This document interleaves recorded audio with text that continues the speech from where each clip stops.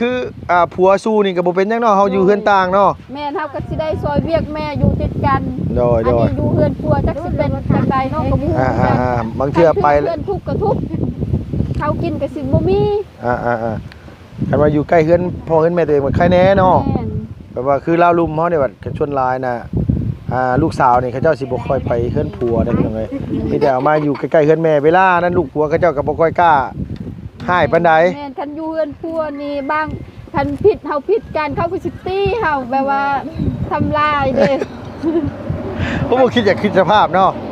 บ่นะตัวคิดรอบคอบตัวจังบ่อยากมีผัวนำเขาจักเที่ยน้องเห็นแล้วเขาชุมือนี่เขาเอาผัวกันบางคนก็เดี๋ยวไปปากเดียวผัวติดโดยผัวบางผัวก็ขี้ยาอีกเด้แล้วน้อยเฮาอยากถามตัวดิสมมุติว่าตัวอยากได้มีแฟนนี่นะตัวจะมีแฟนอายุซ้ำกันก็ตัวบ่หรืออยากมีแฟนอายุหลายกว่าซ้ำได้น้องก็เอาหมดคันเป็นคู่กันเกิดมาคู่กันน้องเอาได้หมดน้องบ่ติคนเฮามันต้องมีสเปค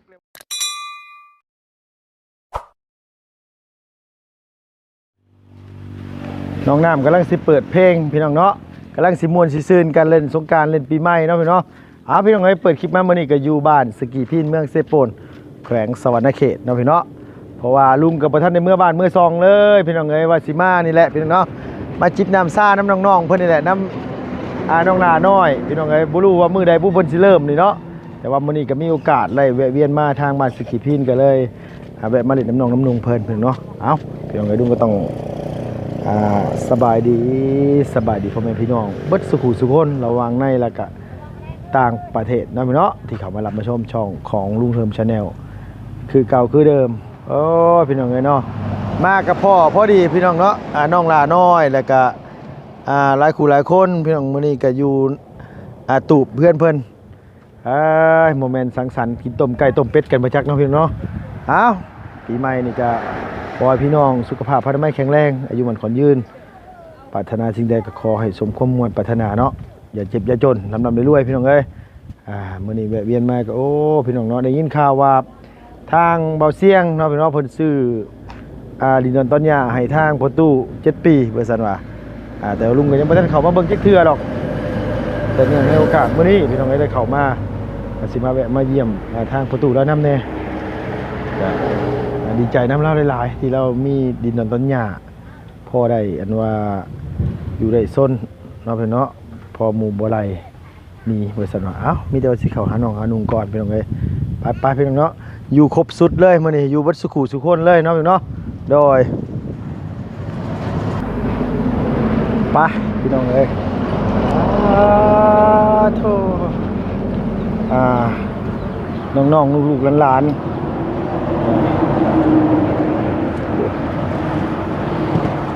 มาชมมาแซวมาอีหยังกันเด้อยู่นี่เนาะเอาสบายดีเด้อสบายดีโดยพี่น้องเอ้ยมานั่งกินตำโอ้มาบัวทันซ้ำเนาะไผแกงน้อยนะเจ้านะแกงก็ไผอยู่ในนี่บ่แม่นชวนเขาน้องน้ำกินทางทีมงานได้กินน้ำอยู่บ่ทีมงานมาบ่ทันเมื่อวานนี่ทีมงานกินเมื่อวานนี่มีไผแน่หมดทีมงานบ่แม่นบ่มีเฮานะเฮ้ยแม่นบ่มีลุงเพิ่มแล้วก็บ่บุญบ้านป่าบ่ลุกๆเลยอะไรก็หลายคนอยู่แต่เมื่อวานนี่ก็หลายคนอยู่นี่บ่มีทางบ่ตูนอาจารย์ลาวบ่น้อยเชียงรายอาจารย์ลาวบ่น้อยนี่บ่น้อยมันหลายคนเขาบ่จันเพิ่งบ่บุญหลายคนอยู่หมู่บ้านโดยมันไปจนเกลี้ยงพ่อกินอยู่บ่ล่ะซื้อมาบ่หรือว่าไปหาโอ้เก่งแท้ว่าพ่อกินบ่วะให้มันถึงเลยบ่พ่อก็ใส่น้ำหลายๆเอาเนาะปีใหม่บ่ได้ไปเล่นใส่บ่เฮ้ยบ่ได้ไปใส่บ่แท้เว้าอีหลีดอโดย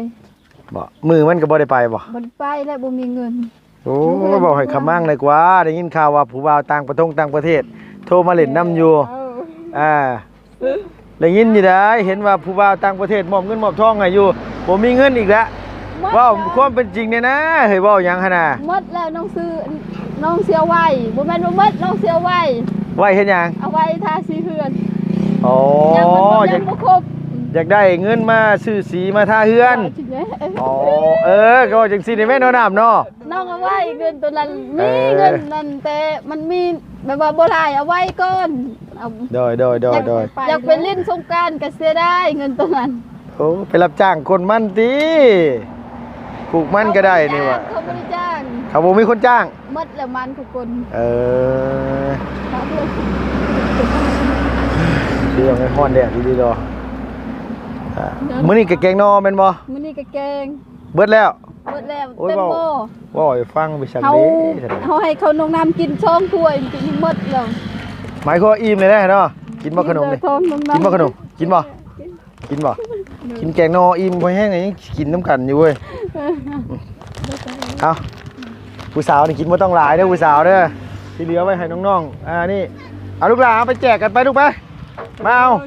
มา เอ็ดคะแนนใจ มา มาพวก ปั่นกันอันคนละอันเร็ว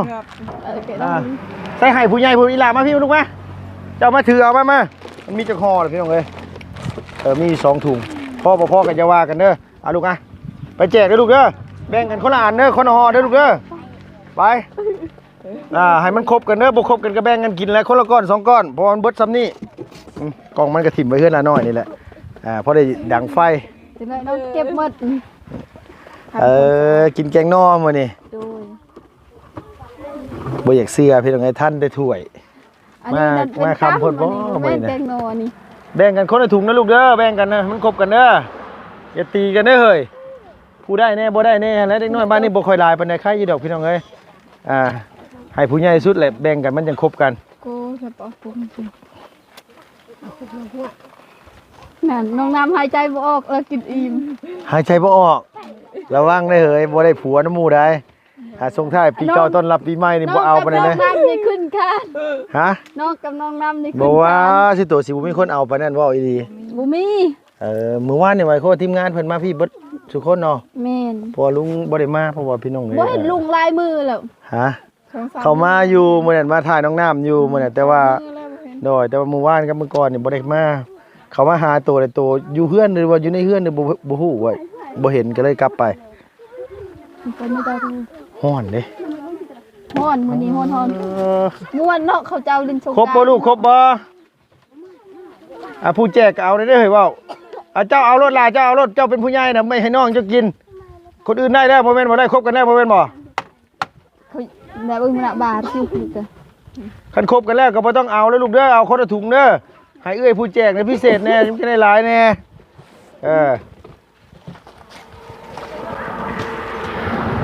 บ่แม่นหยังดอกยันน้องเพิ่นตีกันพี่น้องเอ้ยตีกันก็ยากอีกแล้วหั่นน่ะเนาะน้ำเนาะไล่กินกันทุกคนใครแน่โอ้ยฮ้อนเด้พี่น้องเอ้ยปูอยู่ว่าฮ้อนตากแดดดินตากแดดไปหาอยู่ใช้อันน่ะน้อยเนาะนอน่ะ ไปหาแถวนี้แล้ว มันพอได้กินเนาะเฮ้ยเนาะฝนตกห้ามเลยเนาะ โอ้ยแถวเพื่อนน้องก็มีแต่น้องใหม่ แม่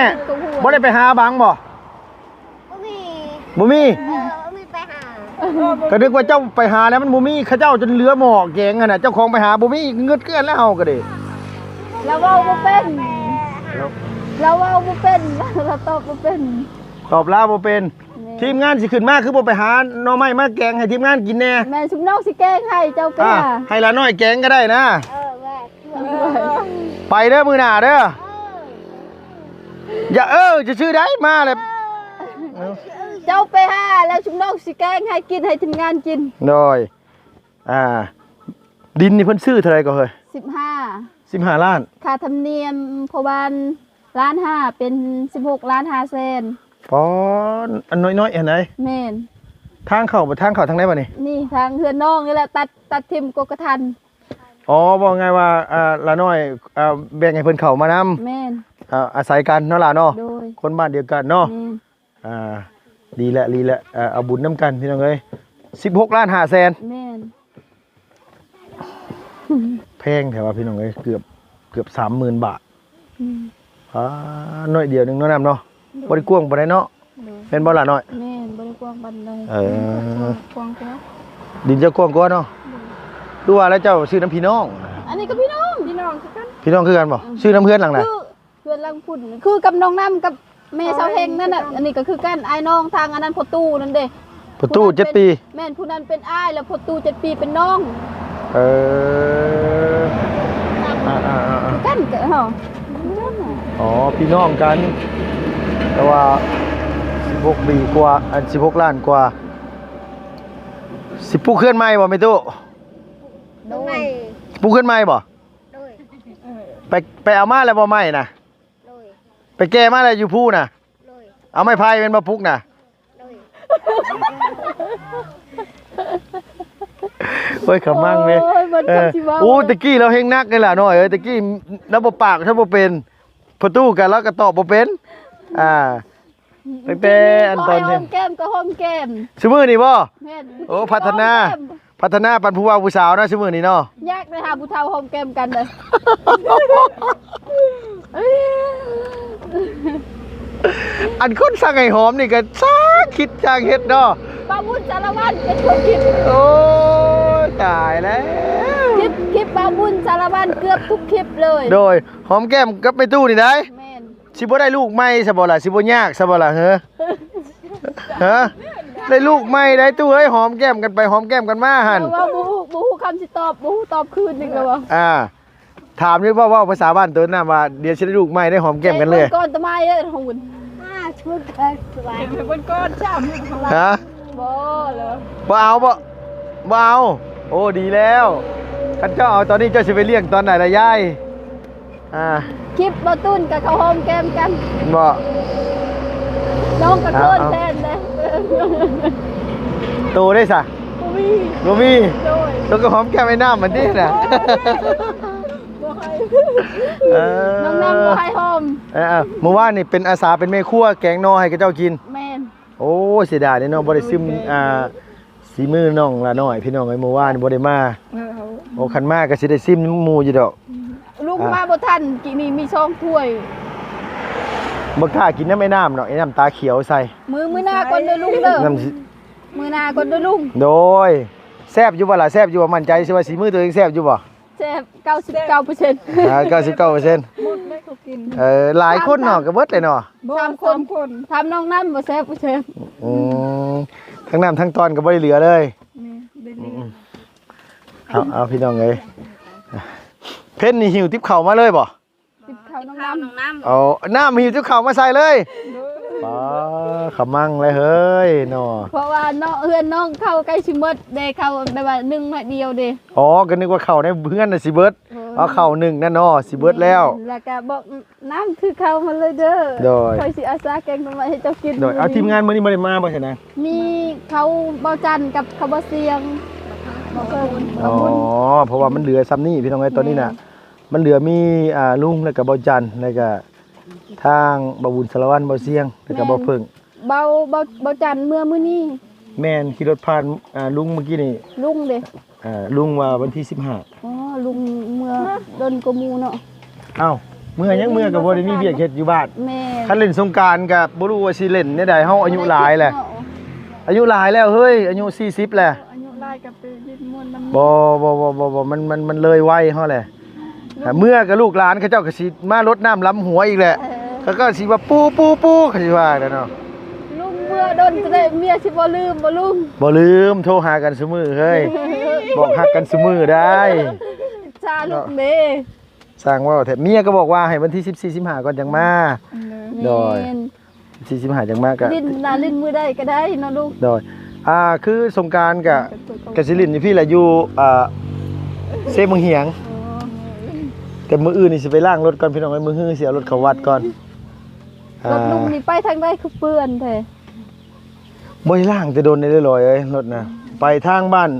ห้วยยืงมันเป็นเดินทางแดงนี่ล่ะเที่ยวเข้าเที่ยวออกอยู่มันก็เลยแบบว่าฝุ่นติดหลายแม่นหยังเว้าหยังเกาะฮะเว้าหยัง แล้วว่าอิ่มท้องนี่ท้องเป็นยักษ์แตก โอ้ยกินจนว่าเจ้าของเป็นทุกข์ก็บ่ไหวคือกันแล้วเนาะแล้วกินลาย ดีใจนำเด้อได้เลื่อนใหม่เด้อโดยสิเฮ็ดได้เฮือนใหม่แห้งคักแล้วนี่เนาะคักเอ้ยเนาะซ้ำเฮือนน้องน้ำนี่งามบ่ซ้ำเฮือนน้องน้ำน่ะ งาม งามอยากได้อยู่บ่แบบน่ะ ได้แบบมันคือนางนาม อยากได้เนาะบัดที่นี่น้ำประปาเฮาต่อเขาอยู่พุ่นแหละสิเฮ็ดได้ไหนบัดนี้สิต่อเข้ามาพี่บ่สิเจาะใส่ท่อมาพี่เนาะ แม่น เออซื้อท่อมาใส่แต่เจาะมาต่อมาพี่มาดินเจ้าของพี่บัดนี้นะจะโปรละ อันเจ้าของเดียวกันบ่น้ามันว่ากับมันหม่องที่เก่าเพิ่นอยู่น่ะ แม่น กับที่เพิ่นขายนี่นะ แม่นเจ้าของ เอ เดียว อเจ้าของเดียวกัน ถ้ายังมีเงินก็อยากให้เพิ่นก็อยากได้เจาะบอนนี้ละ เจาะไปเจาะน้ำบาดาลนะ บ่ เจาะน้ำประปานะเอาตัวนั้นได้ซะ เอาโตแต่น้ำมาพี่ นั่นต่อเอา ต่อมาพี่ก็ได้ฝังท่อมา ใหญ่ก็ได้เลยสิ โดย ต่อเอาดิ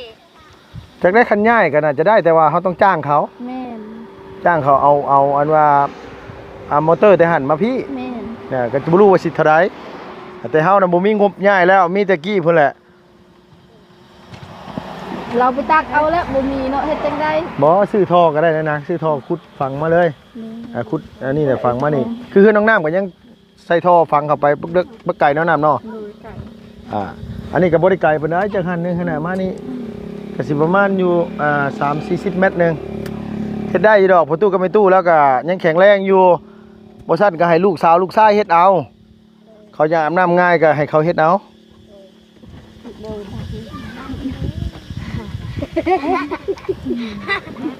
พอเห็นในตู้ดีอารมณ์ดีตลอดอยากหัวเห็นเรานี่ อารมณ์ดีช่วงนี้เพราะว่ามีคนกำลังหักกำลังหอมเด้ แม่ นะตู่เนาะ พอเห็นเรา ดีใจน้ำลายๆเด้อตู่เด้อดีใจน้ำลายๆเด้ออืมยิ้มอยู่ห่ายิ้มอยู่ห่าโอ้ ถ้าบ่ยิ้มเขาบ่เฮ็ดเฮือนให้ได้ เด้อยิ้มมึงดูยิ้มใส่กล้องกับพี่น้องมึงดูห่านโอ้ทั้งผัวทั้งเมียเลยเนาะแขวหายนี่เนาะกันส้นไปเบิดแหละเอาพี่น้องเอ้ยว่าหยอกไปตู้เพิ่นเฮาสักมื้อหนึงก็หายคือกันแหละอายุเริ่มหลายแหละแม่ตู้แล้วมีลูกกี่คนกันนะแบบอันน้อย4 คน หากับเราให้ทันโม ฮะมี5 คนบ่ โดย อ๋อบ่มีตู้มี5 คนบ่ลูกน่ะให้ท่านหมอเลี้ยงผู้หนึงให้ท่านหมอคนที่ใส่เชฟโปนนี่บ่ ใส่สิโปนเลย แม่ตู้น่ะมีลูก5 คนสุดท้ายบ่เจ้าเอาให้เพิ่นมีหญิงผู้ชาย นี่ มีหญิงเจ้าไปคลอดอยู่ห้องหมอเชฟโปน ไปคลอดแบบว่าจิมิดเราว่าสิคลอดอยู่บนดกแบบว่ามันยากเด้มันคลอดยากเด้ต้องลงเซโปนแล้วมันบ่มีเงินเด้ โดย ท่านหมอกเพิ่นก็บ่ปิ่นปัวแล้วบ่มีเงินเนาะ และแล้วบัดนี้ บั แห ด ละ นั้นน่ะเราบอกว่าให้ลูกคันบ่ให้ลูกเราก็ ตาย ตายเกือบสิตาย แล้วบัดนี้แหละลูกคลอดมาก็เลย อันว่า ใหญ่น้ำผู้หังนี่ ยังอันว่าน้ำท่านหมอเพิ่นชื่อหยังท่านหมอจะว่าเฮาฮู้จักบ่จัก มันหลายปีแล้ว ข่าว4 ปีนี่แหละ เฮาฮู้อยู่เอาว่าแม่น 4-5 ปีนี่แหละ แม่นยิงบ่แม่นยิงบ่แม่นยิงแม่นบ่ท่านหมอ แถมให้เลยใส่ แม่นยิงแม่นบ่เฮาฮู้แล้วเฮาฮู้จักกัน หลายปี เพิ่น แล้ว แม่เฮาฮู้จักกันอยู่กับเพิ่นเพิ่นเอาเพิ่นบอกว่าเอาเด็กน้อยอันว่าลูกไทบันสกีไปเลี้ยงเป็นลูกบุญธรรม อืม แล้วบ่ได้มีลูกหรอกเฮาฮู้อยู่ เราก็บุญอยู่เด็กน้อยผู้นั้นเนาะก็บุญอยู่นำเด็ก น้อย นำทานหมอ ชั่วโมงนี้แล้วอยู่สวรรค์ลูกแม่แล้วนี่อยู่สวรรค์เขตเฮาฮู้อยู่แม่แล้วน่ะเป็นรุ่นเดียวกับเฮานี่แหละ เราบ่มีลูกบ่ บ่มีเรามีผัวแต่บ่มีลูกอ๋อเอาลูกแม่นี่เนาะไปเลี้ยงเนาะโอ้ท่านหมอนั่นเฮาฮู้จักอยู่เพิ่นเอาอันว่าทำคลอดแม่บ่ เอาไว้ โดยแล้วมี5 คนแหละประเทศไหนแล้วให้ท่านหมอเลี้ยงผู้หนึงเนาะ แม่น นั่นเพิ่นเป็น เราที่จริงแล้วเราก็บ่อยากให้ดอกแต่เฮ็ดจังไดมันจำเป็น จำเป็นแล้ว ก็ไงว่ามัน เราก็สิอธิบายก็ได้ บ่มีเงินพาเพิ่นพาออกบ่แม่พาออกอ๋อแล้วค่าพาค่าหยังแล้วทั้งหมอเพิ่นออกใจค่าใช้จ่ายทุกอย่างไปเลยโอ้โดยเอาก็ถือว่าเป็นบุญของเด็กน้อยอะไรพี่น้องเอ้ยว่าไงก็คือเพิ่นรับไปอุปการะเลี้ยงเป็นลูกบุญธรรมฮ้อนว้าวอีหลีปีใหม่สิบ่ได้ไปเล่นบ่อันมาเซมหงเซมเหียง บ่ได้ไป บ่แท้บ่ บ่แท้ เจ้าจะเห็นให้ลุงเห็นในวันที่14นี่ลอยน้ำของลุงเขาหยิกหัวตัวลงน้ำได้ได้ เบิ่งรถว่าเห็นน้องเห็นลุงมาถ่ายคลิปประตูก็เห็นน้องอยู่ในตู้ วันที่14เดี๋ยวสิมาแวะอยู่ โดย วันที่14นี่ฉลองบ่เฮ้ยอยู่นี่ฉลองบ่ บ่ฉลองยังบ่มีเงินฉลองได้ก็ยังฉลองอยู่ ง่ายขนาดเนาะว้าวง่ายบ่มีเงินแหละก็บ่สะดวกสบายเนาะ มีอยู่ ปีใหม่ปีละเทื่อก็บ่อยากม่วนเลยบ่ ก็อยากม่วนอยู่มีอยู่เงินตัวเบาลีให้นั่นแต่น้องอยากเอาไว้ อยากเอาไว้ โดย อยากเอาไว้อันชื่อสีท่าเฮือน โดยเอาไว้ ขายมันปีนี้ไปใช้เบิดคือว่าบ่ท่า โล900มันก็บ่ได้หลาย โล900อันนี้ต้นชาติเนาะ คือเขากินแน่ใส่สิค่าไผค่าน้ำใส่สิเจ็บป่วยอีกสิเอาเงินไปใส่คันซื้อซีหมดน่ะ โดย เอาต้องจงไว้แน่ 3-4-5 ล้านสิบ่ได้หลายดอก 3-4-5 ล้านเอาสรุปแล้ว3-4-5 เป็นเก่า 12 ล้านเอา3-4-5แม่นบ่ล่ะ3-4-5 12 ล้านเลย ขายมันต้นมันก็ได้สำนันเด้ โอ้ เขาต้องเอาไว้แต่เขากินหมดกินซื้อนี่ซื้อนั่นบัดเจ็บใครมาสิเอาเงินที่ใส่ ฉลาดคิดฉลาดวางแผนนะพี่น้องเอ้ยแล้วน้อยนี่เป็นลูกคนแรกบ่ แม่น ลูกคนแรกหรือลูกคนที่สอง คนแรก เลย ลูกกกเลย โดย ลูกสาวกกเลย โดย พี่น้องเจ้านี่มีผู้ชายอยู่บ่นาง มีผู้หนึงมีเมียเรา อันนี้เมียเรา แม่น อันนี้นี่น้องไผ่ โดย อันนี้เอามาอยู่เฮือน แม่น หมายความว่าหลานน้อยแล้วมีผัวนี่ไปอยู่เฮือนผัวบ่นี่ แม่น้องบ่มีสิทธิ์อายุเฮือนหลังนี้ ตัวกระสิย่างหยังน้อยสมมุติว่าตัวเอาผัวแล้วตัวก็มาสร้างอยู่หั่นทิศทางในเก้าฮะ สร้างจังได้คันมีเงินยังไข่น้องก็อยากได้แล้วเฮือนเป็นของตัวเองเฮ็ดจังได้มันบ่ได้ โดยคันสมมุติว่ามีเงินนี่ก็สร้างได้เนาะ โดยสร้างได้คันน้องได้เฮือนแบบว่าอยู่ติดทางนี่คือสิดีแล้ว นี่ผู้ว่าเมืองนอกคนบ่ได้ว่าได้บ่ล่ะ เอาไปแต่ละน้อยน่ะมีดินติดทางนะพี่น้องเอ้ย ถ้าน้องได้เฮือนติดทางนี่คือสิงาม คือสีงาม น้องก็สิได้เฮือนเป็นของตัวเอง อยากได้บ่ความฝันอยากได้บ่ อยากได้ละอยากได้ในบ้านอยากติดแม่เด้ โดยสมมุติว่าแบบว่าคือผัวสู้นี่ก็บ่เป็นหยังเนาะเฮาอยู่เฮือนต่างเนาะ แม่เฮาก็สิได้ซอยเวียกแม่อยู่ติดกัน โดย อันนี้อยู่เฮือนผัวจักสิเป็นจังใดน้องก็บ่ฮู้ บางเทื่อไป เฮือนทุกข์ก็ทุกข์เขากินก็สิบ่มี คันว่าอยู่ใกล้เฮือนพ่อเฮือนแม่ตัวเองมันใครแน่เนาะ แม่น แบบว่าคือลาวลุมเฮาเนี่ยว่าชวนหลายน่ะลูกสาวนี่เขาเจ้าสิบ่ค่อยไปเฮือนผัวได้พี่น้องเอ้ยมีแต่เอามาอยู่ใกล้ๆเฮือนแม่เวลานั้นลูกผัวเขาเจ้าก็บ่ค่อยกล้าให้ปานใด แม่นคันอยู่เฮือนผัวนี่บางคันผิดเฮาผิดกันเขาก็สิตีเฮาแบบว่าทำลายเด้ ผมบ่คิดอยากคิดสภาพเนาะ โดย บ่นะตัวคิดรอบคอบตัวจังบ่อยากมีผัวนำเขาจักเที่ย น้องเห็นแล้วเขาทุกมือนี่เขาเอาพัวกันบางคนก็เดี๋ยวไปปากเดียวพัวติด โดย พัวบางพัวก็ขี้ยาอีกเด้ แล้วน้อยเฮาอยากถามตัวดิสมมุติว่าตัวอยากอยากได้มีแฟนนี่นะตัวอยากมีแฟนอายุซ้ำกันก็ตัวบ่หรือว่าอยากมีแฟนอายุหลายกว่า ซ้ำได้น้องก็เอาหมดคันเป็นคู่กันเกิดมาคู่กันน้องเอาได้หมดน้องบ่ติคนเฮามันต้องมีสเปคเลยเว้ยแบบว่าคือจะตัวอายุประมาณ21 22เนาะหรือว่าตัวอาจสิแบบว่ามักผู้ว่ารุ่นแบบซ้ำลุงอย่างสินะหรือว่าอาจสิมักรุ่นเดียวกันคนเฮามันมีสเปคบางคนก็มักรุ่นน้องอย่างสินะ สเปคน่ะน้องมีอยู่สเปคแต่เฮ็ดจังได๋คันเฮาเกิดมาแบบว่าเฮาคู่กันนำผู้เฒ่านำผู้ยังน้องก็เอาสิเลือกได้บ่คือผู้เฒ่ามันยังก็นั่นน่ะพื้น ประตูปืนแก๊ปป่ะ นั่น แล้วนั่นก็เอาเหรอ เอาแบบไรน้องก็เอาหมดคันมันคู่กันอยู่แล้วมีความสุขน้องเอาหมด เอาเบิดเป็นแสดงเนาะ คันเซแนนจงนาว เจ๊งเนี่ยใส่เน้นจ้องหน้าว่าจันว่าขมังเนี่ยพี่น้องเอ้ย เฮ็ดจังได้คู่กันแล้ว แต่มันคู่กันเนาะเนาะโอ้ น้อง โด บ่ ย ติดอกสเปคนั่นผู้ใดก็มีหมดสเปค โดยป้ามามือหน้าเด้อน้อยเด้อบอกดีเด้อมะม่วงเงินตัวหลาย โดย เดี๋ยวเฮาสิแต่งเดี๋ยวเฮาสิแต่งแจวมาเด้อ โดย กินได้อยู่แล้วว่า กิน บ่ให้ซื้อก็ได้แล้วว่า บ่ เนาะ ซื้อเพียงแต่ หลายน้อยๆเนาะเฮือนตัวเนาะ แม่นลุงจะกินมื้อนี้ก็ยังกินได้มื้อใด บ่ ลงมา มื้อหน้ามื้อนี้อากาศมันร้อนแห้งเฮ้ยมันบ่ไหวมื้อนี้น่ะมันบ่ไหวดิ เดี๋ยวลูกเพื่อนบ่มีประแดก ก่อยเจวว่าลูกคือน้องอุ้ยประแดกกันซั่นน่ะเอ้าซื้อมาเดี๋ยวมาก่อยอีพี่ก็ได้หรอกล่ะ โดย พุ่นแหละวันที่14พุ่นน่ะสิพ่อกัน โดย ก็ดีขาไก่ต้มสู้กันกินเด้อเฮ้ย โด เด้อ ยค่าไก่ก็ค่า เดี๋ยวเขาสิซื้อมานะน้ำซ่า เลย เอาพี่น้องเอ้ยเนาะพอง่ายก็คือไล่เลี้ยงอยู่บ่ละไก่นะไล่เลี้ยงอยู่บ่ เลี้ยง บ่เป็นหยังเขาว่าหยอกตัวซื้อคันเฮาอยากเนี่ยเขาซื้อมาแต่เซโปนพุ่นดอก โอ้ย ก็จะอันว่าครัวไว้ แต่ เรี น้ ย อง บร้อย ไปเลี้ยงแม่น้องเลี้ยง โอ้ยขมั่งคือกันแล้วซะนะ ลูกจะกินน้องกับโคตรแม่ โอ้โอเคเด้อซั่นเด้อมีแต่ว่าบ่แน่เด้อพี่น้องไอ้บื้อน่ะสิขึ้นมาแน่แต่ว่ามันร้อนพดว่าสิย่างเบิ่งที่ประตูแต่ว่ามันอากาศแบบนี้บ่กล้าย่างพี่น้องเนาะไหม้เบิดแหละแต่คนแห่งดำอยู่บ่ว่าบ่แม่นว่าใช่ตัวล่ะบ่แม่นว่าใช่ตัวลุงก็ดำคือกันเฮ็ดบ่ตาตัวจังซี่เนาะเฮาบ่ได้เว้าใส่เจ้าลุงก็ดำคือกันคันเว้าดำๆเนี่ยน้องนาน้อยพิษตับแท้ๆได้พี่น้องเอ้ยน่ะว่าหมู่เว้าใส่เพิ่นแล้วหาบ่แม่น น้องก็เบิ่งอยู่กองเลยเบิ่งอยู่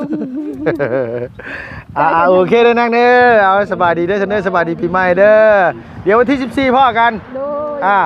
เดี๋ยวสิแซ่มาเย็นๆเลยเฮาสิซื้อกล่องโฟมก่อน โดย น้ำชามาเอาไม้เฮามา โดย จักสิฮอดมื้อใดบ่พี่น้องเอ้ยนี่วันที่14ก็ ไม่มา สิอยู่พี่เนาะสิอันนี้ก่อนมื้อใดได้เฮ้ยมื้ออื่นบางเทื่อเข้ามาสิแต่งประแดกมาเด้อโดยพี่น้องเนาะสำหรับคลิปนี้ก็มาเล่นน้ำเขาน้องลาน้อยพี่น้องไอ้เพิ่นกำลังแกงน้ำน้ำมันสู้กันกินอยู่ว่าซั่นว่าแต่เบิดแล้วล่ะว่าซั่นว่าเบิดแล้วก็เบิดได้เนาะพี่น้องเนาะเพราะว่าเนี่ยมันเบิดเดี๋ยวเสร็จได้เนาะปาโธพี่น้องเอ้ยโอ้เพื่อนประตูอาเลียพี่น้องเนาะทินดอนตอนเนี่ยทั้งของประตูลาวว่าซั่นว่าเสากับมาเรียบร้อยเนาะพี่เนาะ9 ต้นว่าซั่นว่าสำหรับคลิปนี้เด้อพี่น้องเด้อลุงก็ต้องกราบขอบคุญขอบคุณขอบมุกขอบใจพี่น้องหลายๆอยู่ดีมีแห้งอย่าเจ็บอย่าจนทำในรวยสุขภาพพานามัยแข็งแรงพี่น้องเนาะปีใหม่นี่ขอให้เจริญหมดสุขุสุคนสำหรับคลิปนี้ไปแล้วพี่น้องบ๊ายบายสบายดีเด้อ